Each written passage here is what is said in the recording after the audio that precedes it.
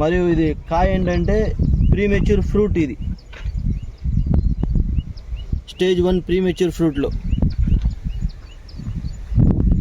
ఇది వచ్చేసి ప్రీమెచ్యూర్ ఫేజ్లో ఫ్రూట్ అనేది 2వ దశ ప్రీమెచ్యూర్ స్టేజ్లో. ఇది వచ్చేసి 3వ దశ.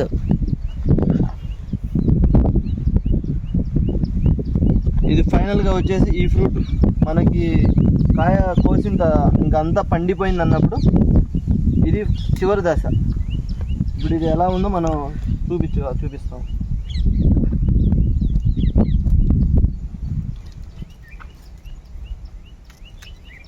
కాయ ఒకసారి మీరు చూడగలరు.